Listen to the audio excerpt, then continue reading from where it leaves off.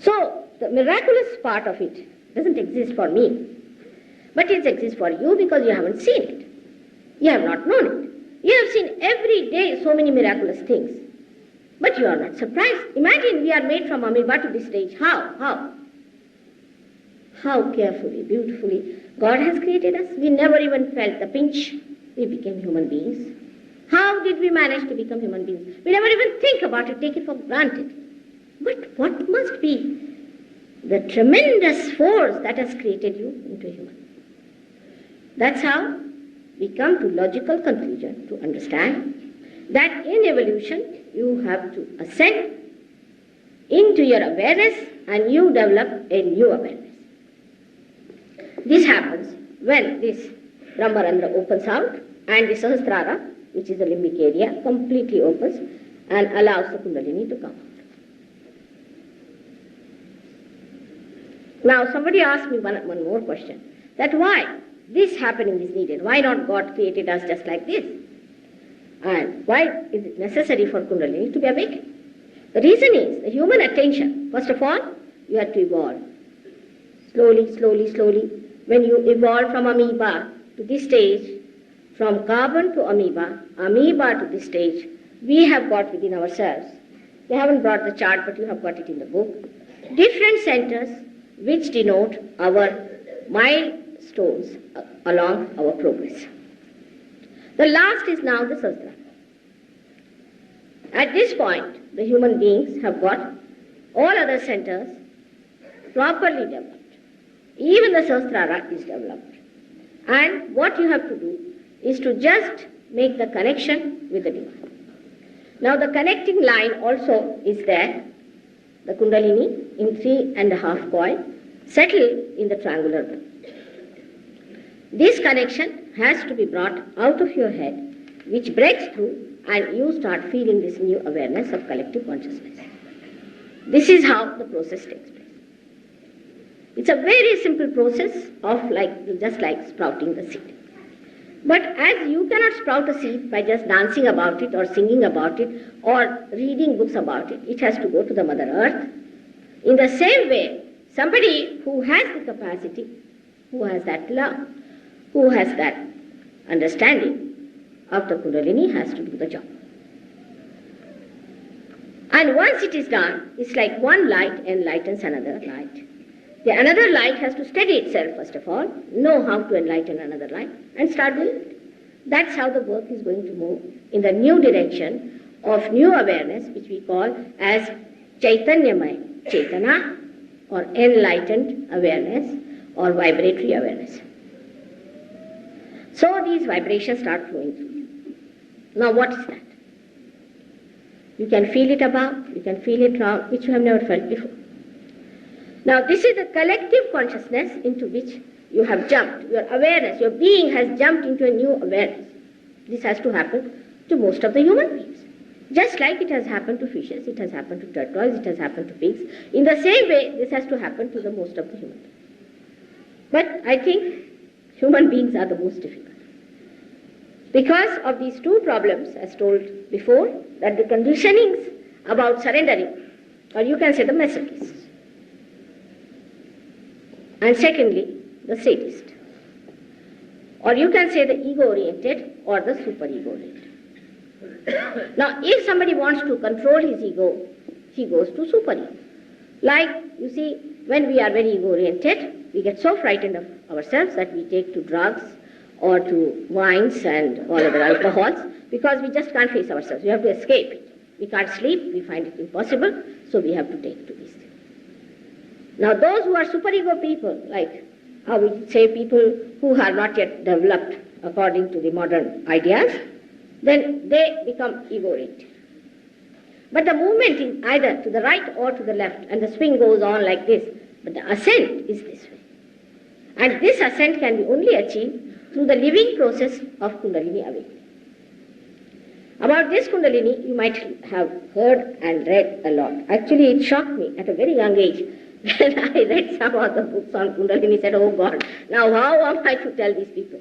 Because the one thing I decided, that I will not write any book till they reach a certain stage of understanding. So I said, now how to neutralize these people who have written such big, big books on Kundalini without even knowing where it is, whether it is in the nose or in the stomach or in the heart. Absolutely ignorant people have written, you'll be amazed. Because if anybody else in any technique or anything writes, you can get rid of that person, you can pull him to the courts. But as far as God is concerned, right from Napoleon to Hitler, everybody can write. Anybody can talk of God. I mean, most of these fake gurus who talk of God and higher consciousness and all this are all nothing but criminals, anti-God, anti-Christ people. But who is going to tell them? Of course, they suffer later on. Their disciples suffer.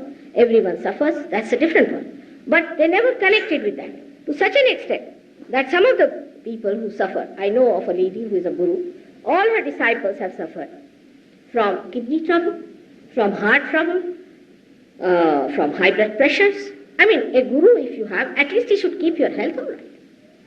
And you dare not tell them that this lady was a hocus pocus. Not only, but she was a very mysteriously funny woman. If you tell them, they'll be really shooting at you. And they have all these problems within themselves. Their families are broken. Everything has gone off, but Guru is a Guru. Whatever he does, he is our Guru. We can't leave him at any cost. He might give you one mala to wear. They can't give up that mala. They are sticking on to it. They have achieved nothing. They have not felt their own powers. At least see for yourself, those who are being to those Gurus, what have they achieved? We just go so enamored about these things. So much because of the circus they are carrying or the amount of money they have collected that they can project themselves through these medias and all that. The amount of befooling they do is still much more than the stupidity we have, perhaps, so they are still carrying on. They hanker after money, first of all, and we think by giving them money we are purchasing God. So many people believe that God can get money. God doesn't understand money. You must know that he doesn't understand money. He's never seen money all his life. If you ask me, I don't know how to sign a check. You can ask all these trustees how bad I am. I don't know how to sign a check. My husband has been teaching me how to sign a check. I don't know. I can't. My brain doesn't work there. It just goes off. Tried and tried to learn. I can't do it. If somebody has to write for me, and then I can sign. But I do not know how to write a check. Because the interest is not there. Such a person, how can he have interest in your purse or in your women or in your properties? How can he have? And this is one thing, one of the worst conditioning we have, that we can pay for God. I can understand ignorant people doing that.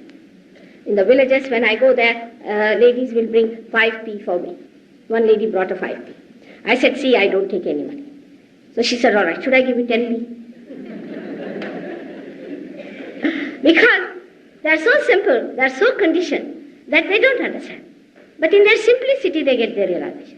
But even the complicated and the intellectuals, you must see the way they get after these horrible gurus who teach them everything that is anti-God, anti-Christ. Absolutely, obviously it is anti-Christ. But when they suffer, when they have problems, we have a lady here who was a very rich lady. She lost all her money. Her husband became a bankrupt. Her children became mad. She became epileptic. Her husband got epilepsy. And when they were absolutely destitute, she took away all her properties, everything. She came to Sahaja Yoga. She's all right now. But her husband, becoming insolvent, had to leave London. And the gentleman now has 6,000 crores of rupees in cash. But nobody thinks about it. From where does this money come? One has to understand that as seekers, we should not sell off our brains. The seekers are all right, but your brain should be intact, and you should not give up your brains to understand the whole thing. Logically, you must bring to proper understanding. This is one point very much against all the things that are holy, auspicious. But this is on and on for thousands of years. People have been doing this on a smaller scale. Now we have real culprits who are doing a bigger scale. But nobody is objecting them. Nobody is saying anything about them. Nobody wants to write about them. because they can pay money. But the seekers must be alert as to understand, what do I want? I want my spirit or this kind of a nonsensical ego pampering that I can purchase my good. Secondly, in our awareness, we should reach another very, very important, extremely important point, that something has to happen to us so that our power must be manifested. Not to depend on the powers of the Guru. I mean, they may say something about me, all right, they may say anything, whatever they like. But why should you believe it till you get that power within yourself? Especially we Indians have a very bad habit of touching everybody's feet. He might be a bad man, a very inauspicious man. He might be the worst possible personality you could think of. You just because he's putting up a show, why should you touch his feet? To be very frank, I really don't like everybody to touch my feet. Because everybody touches my feet. Maybe some people are so bad that I get blisters on their feet. But in the villages, if you tell them don't touch mother's feet, then that is the biggest insult. Everybody's feet must you touch. For what? Why to bow this forehead before these horrible people? Once you have not known about them, once you have found out that they are not gurus, still you go on touching their feet. But before you have not found out, there is no rhyme and reason why should you touch their feet. I'll give you an example of a lama. These lamas also are another headaches. One of them went to Sweden and he wrote to them. I mean, in the West, people are very much enamored if somebody comes as a sannyasi. Even in India. Though Sitaji has written very clearly that a sannyasi should not enter into the house of a grahastha. He should stay outside in the forest, away from the village. You may send him some food, that's all. But he is not to talk to any women of the house, and nobody should give any money to a sannyasi. You better read Valmiki Ramayana, where poor thing, I would say, those who have suffered so much, those who have really suffered inside out, all these villagers, they are to be told, this is being already explained, that sannyasi has to stay outside the city. What do we have to do with the sannyasis who are grahasthas? And this is what we have to learn, that all these people who talk of religion, think of religion, and also give us ideas about religion, what is their own lifestyle? How do they live? Are they parasites? They are the worst parasites, I must tell you. Like this Lama the Great who wrote that you must get marble flooring for me, otherwise I won't come to that place. Now imagine in Sweden to have marble flooring. Poor things starved themselves, all these boys, and made a marble flooring for this Lamaji to come. Now they were parasites in Tibet, and now they are here. And we are paying them. For what? What good have they done to us? Parasites of the first waters. If they are parasitic, then how can they be gurus? Mother, excuse me. We have come to learn about Kundalini, not to hear as a dissident spiritual master. Let him go away. I started the right topic for the right persons to go away. I am very happy.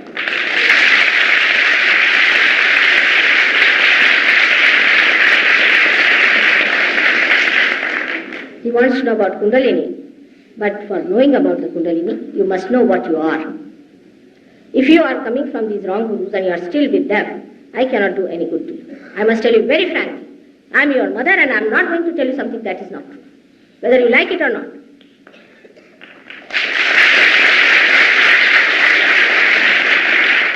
If you don't want to hear about them, then you better go away. I have nothing to say. But those who are wrong, and those people must be given up, which I must prepare you for such a thing. Because today your vibrations will rise. I know, because of my work, I should say. But it will fall down again. You lose your vibrations completely if you are following a wrong man. Now think of a guru who has made lots of money out of torturing other people, and you are still bowing at his feet. Are you going to receive any blessings of your mother. You have to give up everything that is falsehood. That is the point I am coming to. You have a guru. Why are you so much attached to him? What have you got? You have only paid money to him. And because you have paid money, you feel hurt when I say you cannot pay money to a guru. Doesn't matter. Even if you have paid, doesn't matter. It doesn't matter at all. Whatever mistakes you have committed, it's all right for me. But you must know this is a mistake. You are not to have any more of these conditionings on you. This is an important point which all of you should know. You cannot go on with anti-gods and with God, can you?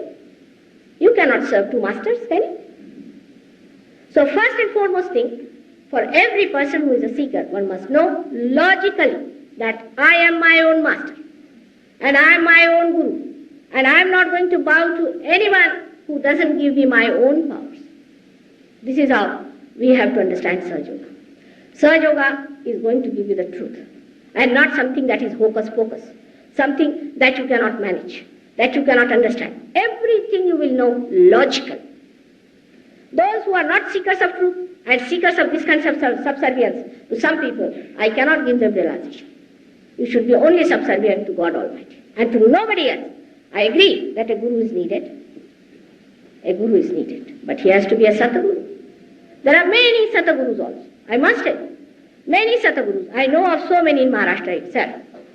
And they come and tell me, Mother, all right, you go ahead. They will never like people who are telling them the truth. They like people who tell them lies, falsehood, who befool them, that kind of people they like. They all come with complaints. And they tell me that we have nothing to do with this seeker so far, as you are working, but after some years, maybe we may come down.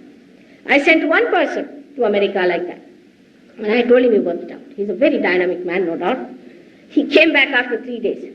After 3 days, he came back from America. He said, oh, you think the seekers are seeking God? No. They are seeking a guru who will be bought by dollars. He was amazed. He said, these are not seekers at all. And he ran away from America, from New York, by the first plane he got after 3 days. Now, this is one of the biggest things that you all should know. If you are doing a wrong guru, if you are living with a wrong guru, we have to tell you and you should not mind it. Yesterday only, I had 2 ladies and 1 child. And the lady had a problem, the other lady had a problem, and the child couldn't speak. Her throat was choked. And when you are testing another person, you can make it out. Any Sahaja Yogi will make out the same thing when you are catching on the left Swadhisthana and left Agya. When the left Swadhisthana and left Agya starts pulsating or burning, then you should know the person has been to an unauthorized guru. We call it anadhikar cheshta. They have no business to be gurus. And if such a guru has been their guru, then the kundalini doesn't move. It doesn't move. It just settles down there. And even if it moves, it is again sucked back. Again sucked back to the same point. Now you want your guru or your realization is the main point. What's the use of quarreling with me? I can't give you realization. Simple thing as that. For which you are not to pay anything, nothing of the kind. I am not going to gain anything out of you. Take it for granted. Perhaps, as they will tell you, that my husband had shelled out a lot of money from his own purse to do this job. So I am not going to gain anything out of you. Only for your gain, for your good, I am telling you that if you are still connected with that, your kundalini won't rise. So that is the left Swadhisthana and the left Agya. But you would not know till you will become mad, till something will go wrong with you. Absolutely. You will be schizophrenic. You will not know. You will be ego-oriented. You will not know. How will you know? Because you haven't got your realization. Unless and until you have got your realization, you cannot feel others, you cannot feel yourself. There is no light. And when there is no light, whatever you believe in do, or whatever you think, if it is not correct, I have to tell you what is the reason is. And one of the biggest reasons is following a wrong guru. Take it from me.